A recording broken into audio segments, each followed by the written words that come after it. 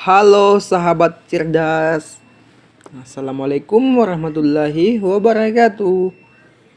Pada kesempatan kali ini kita akan belajar tentang rantai makanan. Sahabat cerdas, sebelum kita mulai pelajaran kita, jangan lupa untuk berdoa terlebih dahulu. Setiap makhluk hidup memiliki ketergantungan terhadap makhluk hidup lain. Manusia memerlukan tumbuhan dan hewan. Tumbuhan dan hewan juga memerlukan manusia. Makhluk hidup juga memerlukan tanah, udara, dan matahari untuk mendukung kehidupannya. Rantai makanan adalah perjalanan memakan dan dimakan. Dengan urutan tertentu antar makhluk hidup. Sekarang coba perhatikan contoh rantai makanan. Padi dimakan oleh tikus, kemudian tikus dimakan oleh ular, ular dimakan oleh burung elan. Setelah beberapa waktu, burung elan mati. Bangkainya membusuk, diuraikan oleh makhluk hidup, pengurai dan bercampur dengan tanah, membentuk humus. Humus sangat dibutuhkan tumbuhan, terutama rumput. Begitulah seterusnya sehingga proses ini berjalan dari waktu ke waktu.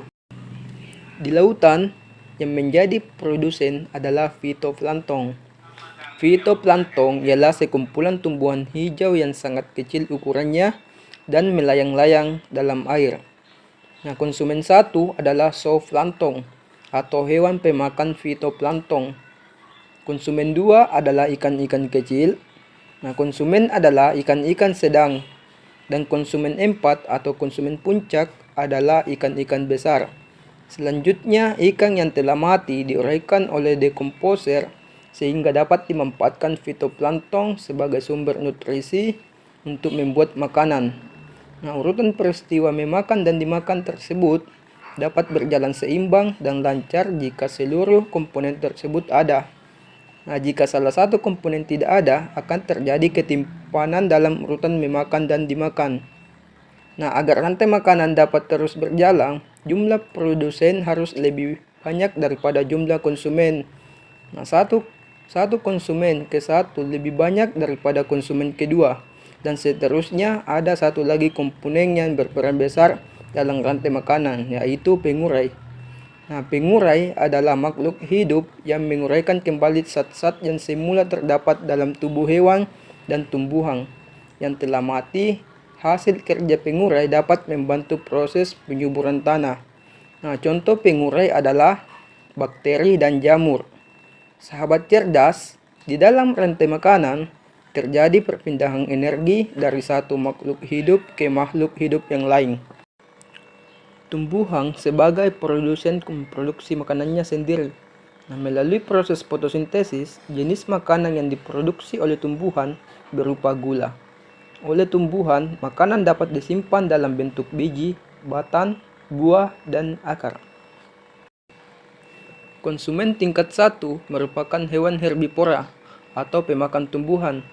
Makanan yang dimakan hewan tersebut akan diubah ke dalam bentuk energi untuk melakukan aktivitas dan bereproduksi.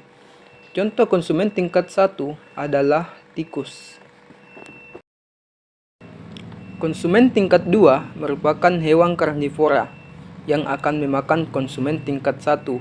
Jadi konsumen tingkat 1 merupakan sumber energi bagi konsumen tingkat 2. Agar dapat bertahan hidup, contoh hewan konsumen tingkat 2 adalah ular.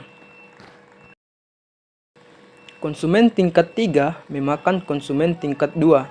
Contoh hewan konsumen tingkat 3 adalah burung elan. Pada saat konsumen tingkat 3 mati, tubuhnya akan membusuk.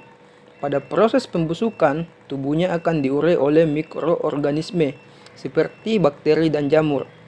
Hasil penguraian ini kemudian akan diubah oleh mikroorganisme dalam tanah untuk menjadi sumber makanan bagi tumbuhan. Demikianlah tadi, sahabat cerdas, pembelajaran kita tentang rantai makanan. Semoga video ini memudahkanmu dalam memahami materi rantai makanan. Sampai jumpa pada pembelajaran berikutnya. Tetap semangat dan selamat belajar.